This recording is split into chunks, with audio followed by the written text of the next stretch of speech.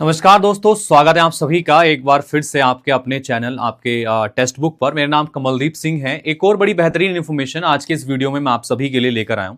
ये इन्फॉर्मेशन है आपके एनआईओएस डीएलएड के रिगार्ड्स में। ठीक है, आप सभी लोग जानते हैं कि सुप्रीम कोर्ट के आदेश के अनुसार जो आपका 18 महीने का एनआईओएस डीएलएड है वो वैलिड हो गया है।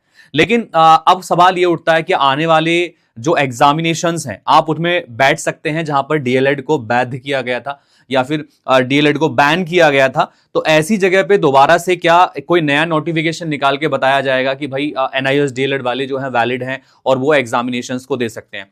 तो मैं आपको एक छोटी सी एक इंफॉर्मेशन यहां पर बताता हूं। सबसे पहली बात कर लेते हैं कि सुप्रीम कोर्ट का जो आदेश है एनआईओएस डीएलएड को लेकर कि एनआईओएस डीएलएड जो है अभी वैलिड है। आप जो है टीचिंग वैकेंसीज में जो हिस्सा ले सकते हैं।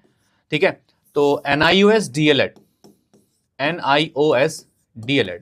काफी लोग जो थे ना ये एनआईओएस डीएलएड किए हुए थे जिनका जो करियर था वो बीच में रुक गया था। जैसे ही एनआईओएस डीएलएड पर बैन लगाया गया था, जो आपकी उस समय की वैकेंसी चल रही थी, जैसे कि केवीएस का वैकेंसी था, उसमें आपका कंप्लीट तरीके से चीजों को नहीं किया गया था, रिजल्ट रोक दिया गया था।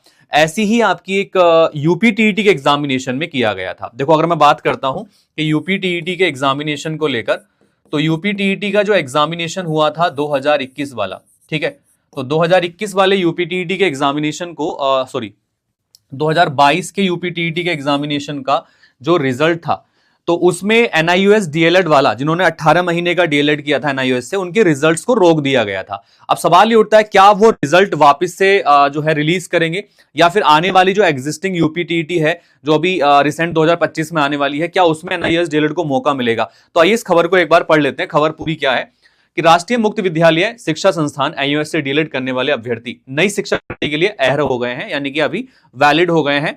वो लोग आने वाली शिक्षक भर्तियों में बैठ सकते हैं। सुप्रीम कोर्ट के जयवीर सिंह बनाम उत्तराखंड के मामले में 28 नवंबर 2023 को दिए गए अपने आदेश के स्पष्टीकरण में 10 दिसंबर 2024 को साफ किया गया कि एनआईओएस से 18 महीने का डीएलएड प्रशिक्षण नई शिक्षक भर्तियों में मौका देने के साथ ही पहले से कार्यरत शिक्षकों को पदोन्नति के लिए भी मान्य होगा। यानी कि जो पहले से कार्यरत लोग हैं उनको अगर पदोन्नति देनी है तो उसमें भी ये आपका वैलिड माना जाएगा। ठीक है, वैसे तो डीएलएड प्रशिक्षण 2 साल का होता है। केंद्र सरकार ने 10 जुलाई 2017 को निजी विद्यालय में पढ़ा रहे जो प्राइवेट स्कूल में स्टूडेंट्स पढ़ा रहे थे, जो एप्लीकेंट्स होते हैं वो होता क्या, काफी लोगों की जो घर की कंडीशंस हैं वो अच्छी नहीं होती हैं, तो वो क्या करते हैं एजुकेशन के साथ साथ पढ़ाने लग जाते हैं। और जो डीएलएड जैसे कोर्सेज हैं जहां पर लाखों रुपए लगते हैं तो वो नहीं कर पाते हैं।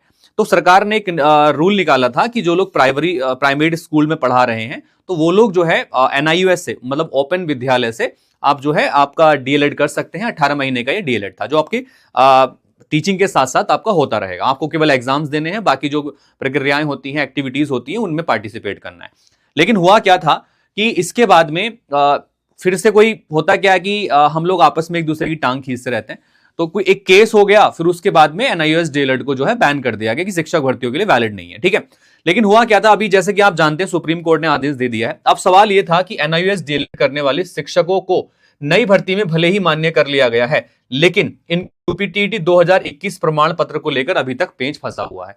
यानी कि अगर हम बात करते हैं यूपीटीईटी का 2021 वाला जो पेपर था, तो 2021 वाले पेपर में एनआईओएस डीएलएड वाले जितने भी स्टूडेंट्स थे इनके रिजल्ट को रोक दिया गया था। इनका रिजल्ट को रिलीज नहीं किया गया था, ना ही इनके सर्टिफिकेट को रिलीज किया गया था। ठीक है, तो एनआईओएस से डीएलएड करने वाले अभ्यर्थियों ने यूपीटीईटी 2021 के लिए आवेदन किया तो परीक्षा नियामक प्राधिकारी कार्यालय में परीक्षा में शामिल करने से इनकार कर दिया था।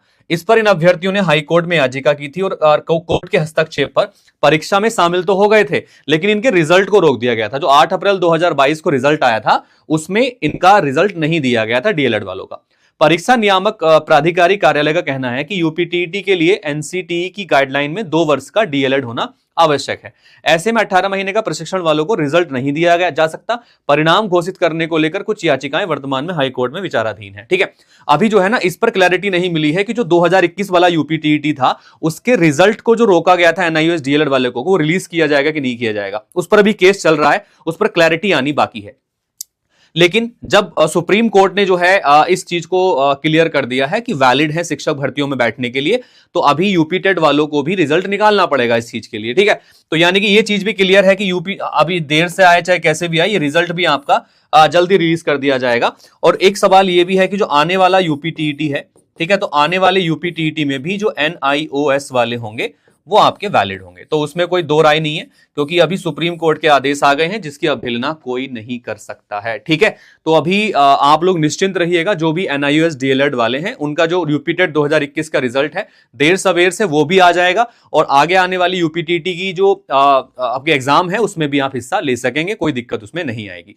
तो आई थिंक इन्फॉर्मेशन आप सभी के लिए यूजफुल रही होगी कि जो भी लोग बिलोंग करते हैं यूपी से और यूपीटीटी की परीक्षा देने वाले हैं, आपने NIOS DLED किया हुआ है, तो निश्चिंत रहिएगा, आने वाले यूपीटीटी में डेफिनेटली आपको मौका दिया जाएगा। और साथ के साथ में अगर जिन लोगों ने 2021 में NIOS से DLED किया है और 2021 वाला यूपीटेट दिया है, उनका रिजल्ट भी बहुत जल्द आपको देखने के लिए मिल जाएगा। ठीक है, तो जुड़े रहिए ऐसी इंफॉर्मेशन के लिए आप अपने चैनल टेक्स्ट बुक पर।